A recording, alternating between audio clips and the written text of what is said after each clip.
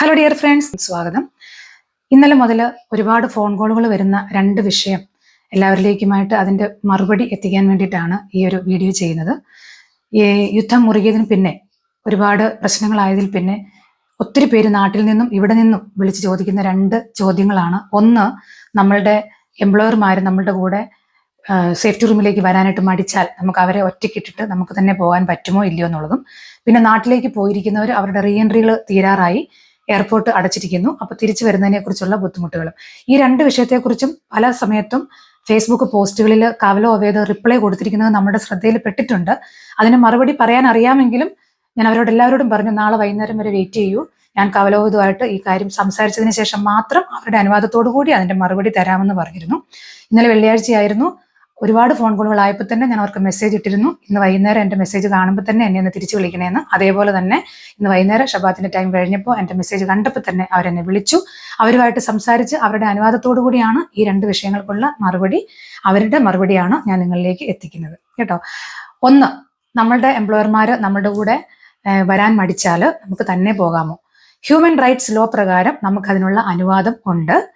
പക്ഷേ നമ്മൾ അങ്ങനെ പോകുമ്പോൾ തീർച്ചയായിട്ടും റിട്ടേൺ ആയിട്ട് നമ്മുടെ ഫാമിലിനെ നമ്മൾ അറിയിച്ചിരിക്കണം.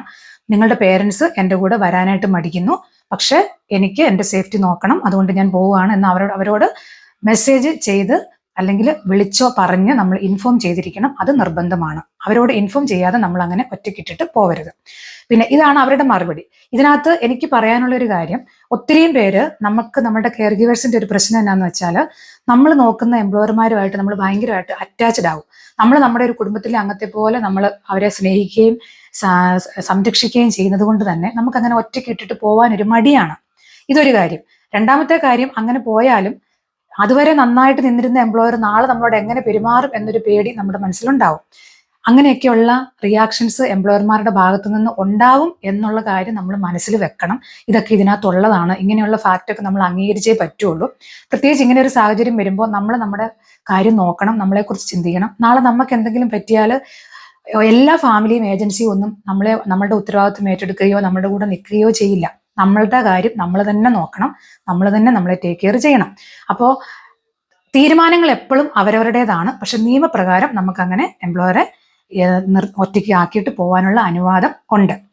ഇനി ഏതെങ്കിലും ഫാമിലികൾ നിങ്ങളോട് പറയുവാണ് അങ്ങനെ പോകാൻ പാടില്ല, നിയമപ്രകാരം നിങ്ങൾക്ക് നിങ്ങളുടെ എംപ്ലോയറിന്റെ കൂടെ തന്നെ ഇരിക്കണം എന്ന് പറഞ്ഞാൽ തീർച്ചയായിട്ടും നിങ്ങൾക്ക് പറയാം. നമ്മൾ കവലോവേതുമായിട്ട് ഡിസ്കസ് ചെയ്ത കാര്യമാണ്. ലോ പ്രകാരം നമുക്കങ്ങനെ പോകാൻ അനുവാദമുണ്ട് എന്നുള്ളത്. ഇനി റിട്ടേൺ ആയിട്ട് അങ്ങനെ എന്തെങ്കിലും ഒരു സർക്കുലറോ കാര്യങ്ങളോ ഈ ഒരു വിഷയത്തെക്കുറിച്ച് നമുക്ക് തരാനുണ്ടോ എന്ന് ഞാൻ അവരോട് ചോദിച്ചിട്ടുണ്ട്. അവരത് സെർച്ച് ചെയ്യുന്നുണ്ട്. ഉണ്ടെങ്കിൽ തീർച്ചയായിട്ടും നമുക്ക് തരും. അതുപോലെ തന്നെ നാളെ രാവിലെ തന്നെ PBA ഈ ഒരു വിഷയം അവർ ബോധിപ്പിക്കാമെന്നും നമുക്ക് പ്രോമിസ് തന്നിട്ടുണ്ട്. ഓക്കെ, തീരുമാനങ്ങൾ എപ്പോഴും അവരവരുടേതാണ്. ഓക്കെ, ഇനി സേഫ്റ്റി റൂം ഇല്ലാത്തവർ എന്ത് ചെയ്യും എന്ന് ഞാൻ അവരോട് ചോദിച്ചിരുന്നു. അപ്പൊ അവർ പറയുന്നത് ആ ഒരു വിഷയത്തിൽ അവർക്ക് ഒന്നും പറയാൻ അറിയില്ല. കാരണം അവരുടെ ഉള്ളിലെ സ്റ്റാഫുകളുടെ തന്നെ വീടുകളിൽ സേഫ്റ്റി റൂം ഇല്ലാത്ത വീടുകളുണ്ട് എന്നാണ് പറഞ്ഞത്. അപ്പോൾ സേഫ്റ്റി റൂം ഇല്ലാത്തവർ എന്ത് ചെയ്യണം എന്നുള്ള നിർദ്ദേശങ്ങളുണ്ട്. ഇപ്പൊ ഏതെങ്കിലും ബിൽഡിങ് സ്റ്റെപ്പുകളുള്ള ബിൽഡിംഗ് ആണെങ്കിൽ സ്റ്റെപ്പിന്റെ അടിയിൽ സ്റ്റേ ചെയ്യുക, അല്ലെങ്കിൽ ബിൽഡിങ്ങിന് വെളിയിൽ ഇറക്കി ഇറങ്ങുക, അങ്ങനെയൊക്കെയുള്ള. അപ്പൊ അതിനകത്തൊക്കെ എത്രമാത്രം സേഫ്റ്റി ഉണ്ടെന്നുള്ള കാര്യം ടെക്നിക്കലായിട്ട് പറയാൻ എനിക്കറിയില്ല. ഈ സ്റ്റെപ്പിന്റെ താഴെയൊക്കെ സ്റ്റേ ചെയ്യുന്നതിനെ കുറിച്ച് ആർക്കെങ്കിലും എന്തെങ്കിലും അറിയാമെങ്കിൽ ഒന്ന് കമന്റ് ചെയ്യണം കേട്ടോ. അവർ പറഞ്ഞ അനുസരിച്ച് കെട്ടിടത്തിന്റെ മുകളിലേക്ക് വീഴുമ്പോൾ നമ്മൾ റൂമുകൾക്കൊക്കെ ഉള്ളിലാണെന്നുണ്ടെങ്കിൽ നമ്മളുടെ ദേഹത്തേക്കൊക്കെ അവശിഷ്ടങ്ങളൊക്കെ വീണ് കഴിഞ്ഞാൽ അതിന് ആഘാതം കൂടുതലാണ്.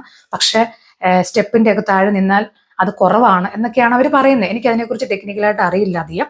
അങ്ങനെ അറിയുന്ന ആരെങ്കിലും ഒക്കെ ഉണ്ടെങ്കിൽ കമന്റ് ചെയ്ത് മറ്റുള്ളവർക്കൊന്ന് പറഞ്ഞു കൊടുക്കുകയാണെങ്കിൽ അത് നല്ലൊരു കാര്യമായിരിക്കും. ഓക്കെ, ഇതാണ് സേഫ്റ്റി റൂമിനെ കുറിച്ചും എംപ്ലോയർമാരെ കൊണ്ടുപോകുന്നതിനെ കുറിച്ചുമുള്ള കാര്യം. രണ്ടാമത്തെ കാര്യം, നാട്ടിൽ നിൽക്കുന്നവർ ഒരുപാട് പേര് വിഷമിച്ചിരിക്കുകയാണ്. അവരുടെ റീ എൻട്രികൾ തീരുന്നു, എയർപോർട്ട് ക്ലോസ് ആണ്. അപ്പോൾ തിരിച്ചു വരാൻ പറ്റാതെ വന്നാൽ എന്ത് ചെയ്യും എന്നുള്ളത്. മൺഡേ വരെയാണ് നിലവിൽ നമ്മുടെ എയർപോർട്ട് ക്ലോസ് ആണെന്നുള്ള ഇൻഫർമേഷൻ കിട്ടിയിരിക്കുന്നത്. അതിനുശേഷം അത് മുന്നോട്ട് നീളുവോ ഇല്ലയോ എന്നുള്ളത് നമുക്ക് അറിയത്തില്ല. അപ്പൊ ഇൻ കേസ് ആരുടെയെങ്കിലും റീ എൻട്രി തീർന്നാൽ, എയർപോർട്ട് തുറക്കുന്നതിന് മുമ്പ് ഇവിടെ കയറി വരാൻ പറ്റാതെ വന്നാൽ, നമ്മളുടെ ഏജൻസിയുടെ ഉത്തരവാദിത്വമാണ് നമ്മളെ ഇവിടെ തിരിച്ച് ഇറക്കുക എന്നുള്ളത്. ഏതെങ്കിലും എംപ്ലോയർമാർ നമുക്ക് പകരം വേറൊരാളെ റീപ്ലേസ് ചെയ്യുകയോ ടെർമിനേറ്റ് ചെയ്യുകയോ ചെയ്താൽ നമുക്കൊരു പുതിയ എംപ്ലോയറെ ആക്കി ഇവിടെ ഇറക്കുക എന്നുള്ളത് നമ്മുടെ ഏജൻസിയുടെ ഉത്തരവാദിത്വമാണ്. ഏജൻസിനെയാണ് നമ്മൾ കോൺടാക്ട് ചെയ്യേണ്ടത്. ഇനി ഏജൻസി ഏതെങ്കിലും രീതിയിൽ ആരെയെങ്കിലും ഹെൽപ്പ് ചെയ്യാതെ ഉണ്ടെങ്കിൽ തീർച്ചയായും നിങ്ങൾക്ക് കവലോവിതിനെ ബന്ധപ്പെടാനുള്ള അവകാശമുണ്ട്, സ്വാതന്ത്ര്യമുണ്ട്. അവർ നിങ്ങളെ ഹെൽപ്പ് ചെയ്യും എന്ന് പ്രോമിസ് ചെയ്തിട്ടുണ്ട്.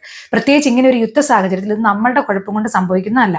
യുദ്ധത്തിൻ്റെതായ സാഹചര്യത്തിൽ സംഭവിക്കുന്ന ഒരു കാര്യം ആയതുകൊണ്ട് തന്നെ പീബ അതിനൊരു സൊല്യൂഷൻ കണ്ടുവെത്തും എന്നുള്ളതാണ് പറഞ്ഞിരിക്കുന്നത്. പിന്നെ പ്രത്യേകം ഒരു കാര്യം എടുത്തു പറഞ്ഞത്, എയർപോർട്ട് ഓപ്പൺ ആണ് എന്നിരുന്നിട്ട് നമ്മുടെ റീ എൻട്രി തീർന്നു പോയിട്ട് നമ്മൾ വരാതിരുന്നാൽ അവിടെ നമുക്ക് ഇച്ചിരി പ്രശ്നം വരും. എയർപോർട്ട് ഓപ്പൺ ആണെങ്കിൽ നമ്മളുടെ എയർലൈൻസ് ക്യാൻസൽ ആയാലും വേറെ ഏതെങ്കിലും എയർലൈൻസ് അവൈലബിൾ ആയാൽ നമ്മൾ ടിക്കറ്റ് മാറി വേറെ എയർലൈൻസിന് ടിക്കറ്റ് എടുത്ത് നമ്മളിവിടെ ഇറങ്ങണം.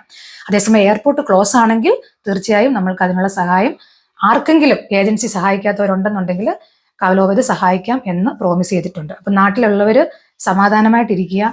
എയർപോർട്ട് എപ്പോൾ ഓപ്പൺ ആവുന്നെന്ന് കേൾക്കുന്നോ അന്നേരം ഉള്ള എയർലൈൻസിന് കയറി വരാനായിട്ട് നോക്കുക. ഇനി നിങ്ങൾ ടിക്കറ്റ് എടുക്കുന്നവരോടൊക്കെ എപ്പോഴും കോൺടാക്ട് ചെയ്തുകൊണ്ടിരിക്കുക. നമ്മളുടെ നാട്ടിൽ നിന്ന് കണക്ട് ചെയ്ത് വരുന്ന ഫ്ലൈറ്റുകൾ ഉണ്ടോ ഇല്ലയോ എന്നുള്ളത് അന്വേഷിച്ചുകൊണ്ടിരിക്കുക. ഫ്ലൈറ്റുകൾ ഉണ്ടായിരുന്നെങ്കിൽ നമുക്ക് PBയിൽ നിന്നുള്ള സഹായം കിട്ടാൻ ചാൻസ് കുറവാണ്. അതുകൊണ്ട് ഫ്ലൈറ്റ് ഇല്ല എങ്കിൽ നമുക്ക് തീർച്ചയായിട്ടും PBയിൽ നിന്നുള്ള അതിനുള്ള സഹായം കവലോപതി വാങ്ങിത്തരും എന്ന് പ്രോമിസ് ചെയ്തിട്ടുണ്ട്. ഈ 2 കാര്യം പറയാൻ വേണ്ടിയിട്ടാണ് ഈ വീഡിയോ ചെയ്യുന്നത്. അപ്പോൾ എല്ലാവരും സമാധാനമായിട്ടിരിക്കുക.